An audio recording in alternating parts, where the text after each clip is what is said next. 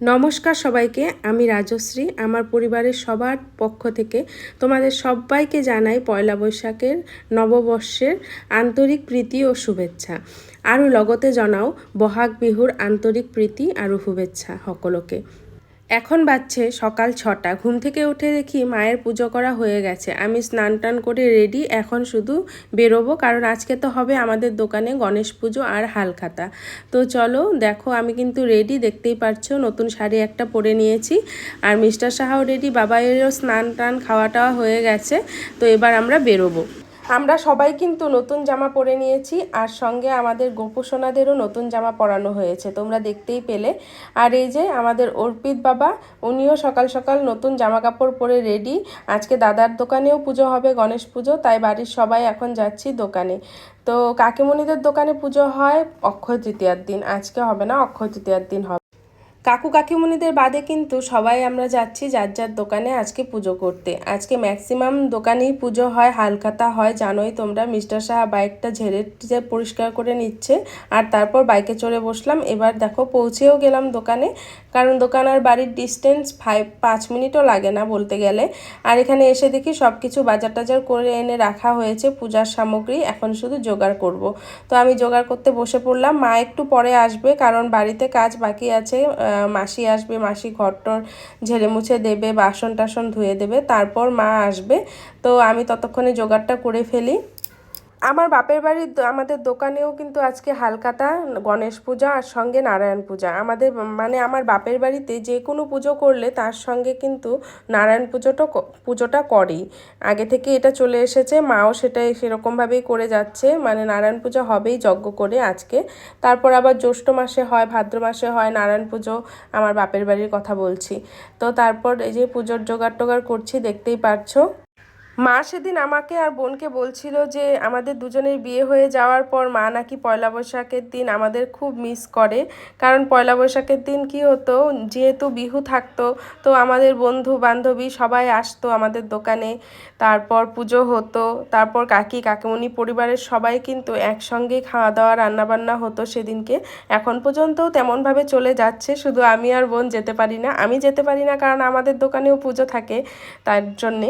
আর বোনও যেতে পারে না, কারণ চৈত্র মাসে সংক্রান্তি ব্যাপারটা থাকে, তাই চলে আসতে হয়, ওখানে থাকলেও চলে আসতে হয়, এমন হয়েছে ব্যাপারটা। তো যাই হোক, দেখতেই পাচ্ছ পুষ্পপত্র সাজিয়ে নিলাম। পুষ্পপত্র সাজানো আর পুজোর জোগাড়জাতি তোমরা সবাই তো জানোই, যেভাবে করো তোমরা তেমনভাবেই করেছি আমিও। মিস্টার সাহা গণেশ বাবাকে স্নান টান করিয়ে দিল, আর তারপর আসনে বসিয়ে দিল, আর আমারও জোগাড় মোটামুটি কমপ্লিট। আর এখানে দেখতেই পাচ্ছ 5 রকম ফল, 5টা পান, 5টা সুপারি, 5টা কলা দিয়েছি, দেখতেই পাচ্ছ। পুজোর নিয়ম তো মোটামুটি একই থাকে সবারই বলতে গেলে। আর আমাদের এবারই নিয়ম হচ্ছে পয়লা বৈশাখের দিন আমদুধ দেয়, তো আমদুধের বাটি একটা রেডি করেছি, আর দুধ কলার একটা বাটি রেডি করেছি। আর বাকি নৈবেদ্য, ফল, মিষ্টি এইসব আছে, ভুজ্য এইসব রেডি করেছি, দেখতেই পাচ্ছ।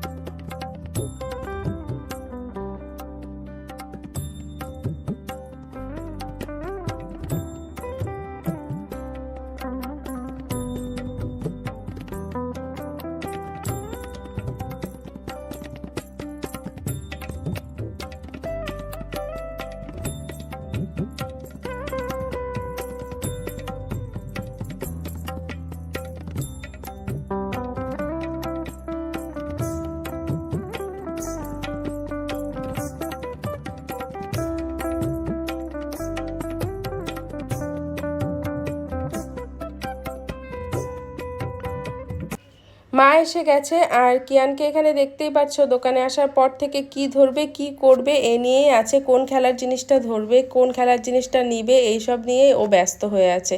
তারপর মিস্টার শাহ ঠাকুরমশাইকে নিয়ে এলো, আর আমার জোগাড়জাতি কমপ্লিট। আর এবার পুজোতে বসবে, বাস। তারপর ভালোভাবে পুজোটা হয়ে গেলেই শান্তি।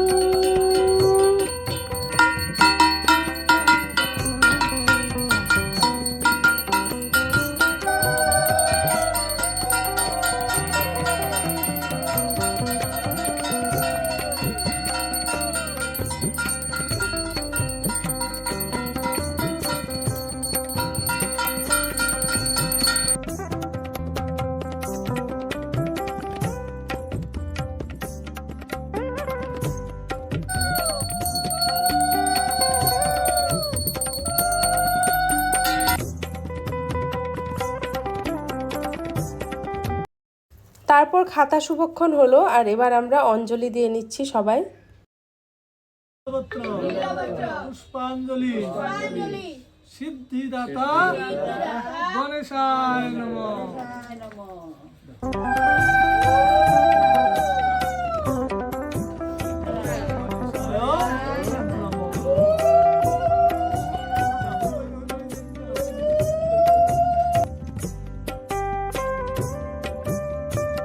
পুজো ভালোভাবে হয়ে গেল।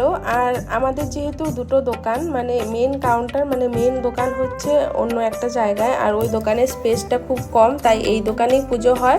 আর এবার ঠাকুরমশাইকে নিয়ে ওই দোকানে যাব, আর ওই দোকানেও একটু ফুল বেলপাতা দিয়ে পুজো করে দিতে বললাম আর কি, প্রত্যেকবারই তেমনটাই করি। তো এবার ওই দোকানে যাওয়ার জন্য প্রস্তুতি নিচ্ছি, আর এবার আমরা বেরিয়ে পড়লাম ওই দোকানে যাওয়ার জন্য। তো চলো তোমাদেরও নিয়ে যাই আমার সঙ্গে।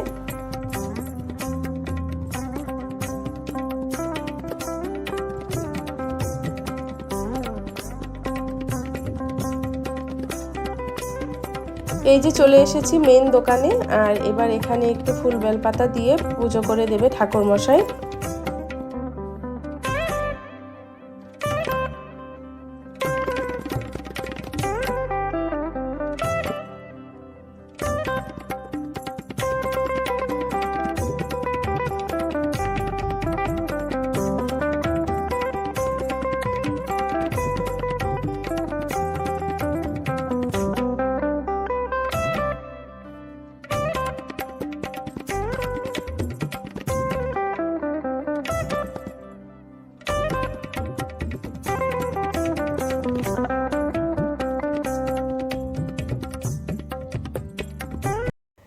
তারপর চলে এলাম এই দোকানে, আর এবার সবাইকে প্রসাদ দেওয়া হলো, আর সবাই এখন প্রসাদ খাচ্ছে, আর আমিও এবার প্রসাদটা খেয়ে নেব আর উপোসটা ভাঙবো। আর আমি এখানে প্রসাদ খেতে খেতে মিস্টার সাহার কথা শুনে হাসছিলাম, কারণ আজকে পয়লা বৈশাখ, জানোই প্রত্যেকটা বাঙালির ঘরে আজকে 5 পদ খাওয়া হয়, চোচাওয়ালা মাছ খেতে হয় আমাদের নিয়ম অনুযায়ী। তো মিস্টার সাহা আমাকে আর মাকে খেপানোর জন্য বলছিল যে কাতল মাছ নিয়ে আসবে, কারণ আমি আর মা কাতল মাছ খেতে পছন্দ করি না, তো এটাই বলছিল, যার জন্যে আমি হাসছিলাম আর কি। তো তারপর চা খেয়ে নিলাম, নিমকি আর চা খেয়ে নিলাম। আর এই যে দেখো, বাড়ি যাওয়ার সময় বাবাই বায়না ধরলো ওই গাড়িটা বাড়ি নিয়ে যাবে, আর এদিকে মিস্টার সাহা বাজার করে নিয়ে এলো। তারপর চলে এলাম বাড়ি, আর মা আজকে রান্নাবান্না করছে। আজকে এনেছে ট্যাংরা মাছ, আর সঙ্গে এনেছে ইলিশ মাছ। তো ইলিশ মাছের ভাপা হবে, ট্যাংরা মাছের একটা তেল ঝোল হচ্ছে, আর বাকি 5 পদ রান্না তো হবেই সব কিছু মিলিয়ে। তো এই ছিল আজকের রান্নাবান্না। আর এই যে ইলিশ মাছের ভাপাটা কিন্তু আমিই করলাম, আর বাকি রান্নাবান্না মা করলো।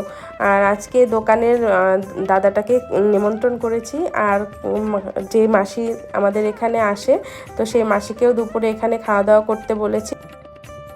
আর পয়লা বৈশাখ, তাই গোবিন্দ মন্দিরে ভোগ দেওয়া হয়েছিল, তো ভোগের প্রসাদ চলে এসেছে। এবার এই প্রসাদটা মাখবো, আর আমরা সবাই খাবো, তারপর দুপুরের খাওয়া দাওয়া শুরু হবে। এই বিহুতে বা পয়লা বৈশাখে হালকাতায় আমি বরপেটা টাউনকে মিস করি, কারণ বরপেটা টাউনে সেই বিহু বিহু ভাইবসটা খুব পাওয়া যায়।